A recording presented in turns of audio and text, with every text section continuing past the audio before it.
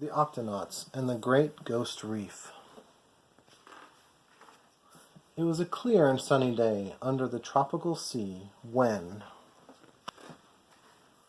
Captain Barnacle Bear was testing his snorkel, Peso Penguin was shampooing Claudius, Tunip the Vegemal was packing a picnic basket, Dashy Dog was picking out sunglasses, Tweak Bunny was changing a spark plug, Dr. Shellington was modeling his new swimsuit, Quasi Kitten was taking a cat nap, Professor Inkling was studying his travel guide. Alert! Alert! Alert! The crew quickly assembled in the Octopod's headquarters to find Professor Inkling frantically pointing to the eerie landscape outside. Octonauts, the small Dumbo octopus exclaimed. We're all excited about our vacation to the Great Reef City, but something peculiar has transpired. Well, shiver me timbers, everything is white, Quasi puzzled out loud. This place looks like a ghost town. This city is built on top of a giant coral reef. Normally, reefs look like colorful rocks where many plants and animals make their homes, Dr. Shellington informed the crew. This is not at all what I expected. We need to find out what happened here, Captain Barnacles decided. The crew cautiously explored the silent streets of the city. As they passed abandoned buildings and empty houses, they caught glimpses of pale shapes and heard strange creaks and moans.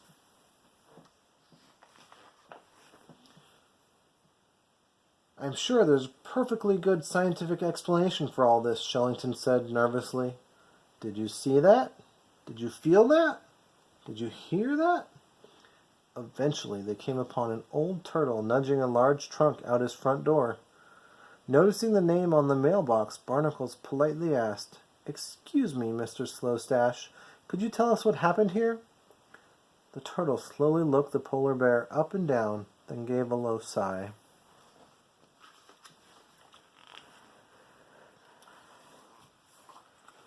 I'm afraid it's all a great mystery, Mr. Stache began his tale. When I first moved here as a young whippersnapper, the reef was famous for its bright colors and seagrass aplenty to eat. As time went by, more and more animals came here to live. They built fancy buildings, theaters, and shops. This place was quite the hot spot. I guess everyone was so busy that no one noticed the coral beneath the city had started turning white and brittle. Bit by bit it spread. The turtle gestured sadly to his own home. Now, even my house is falling over. Nobody knows what caused this. Some even say the city is haunted. I'm the last to go. It's just too cold here for my old bones.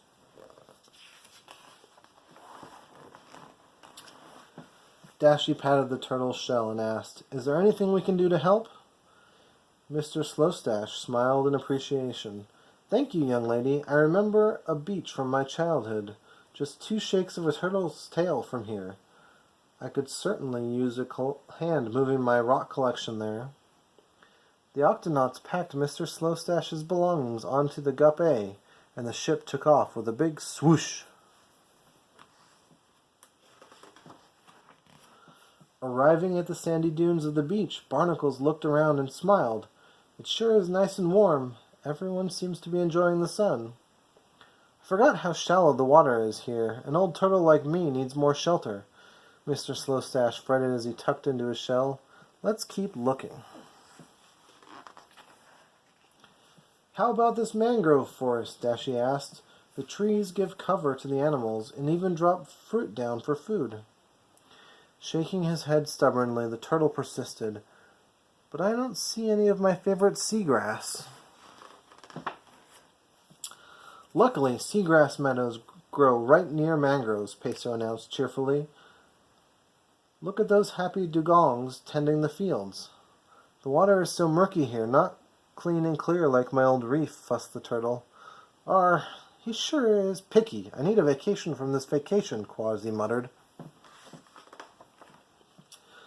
Flipping his tail in frustration, Stache lamented. I never realized how special my reef was until now. There's no other place quite like it.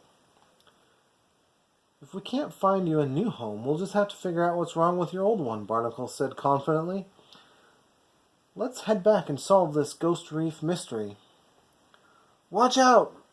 Returning to the city, the crew found Tweak using the Gup-D to prop up a row of teetering buildings. Watch out, the bunny shouted out with concern. The city is starting to fall. We need to do something fast. Just then, Shellington ran up to the crew and exclaimed, Octonauts, while you were away, I discovered something very fascinating. The reef isn't rock at all. It's made up of thousands of little creatures. The coral is alive. Does that mean they're not ghosts? Peso timidly asked.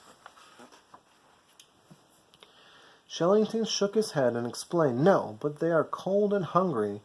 When I was studying the healthy reef outside of town, I learned that each coral has algae inside that give it color and help it make food.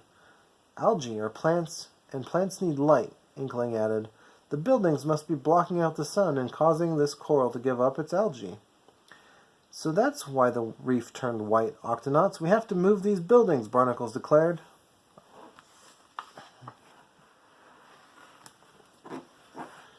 News of the Octonauts' discovery spread quickly, and animals from far and wide returned to help. Together they lifted off pieces of city to uncover the coral beneath.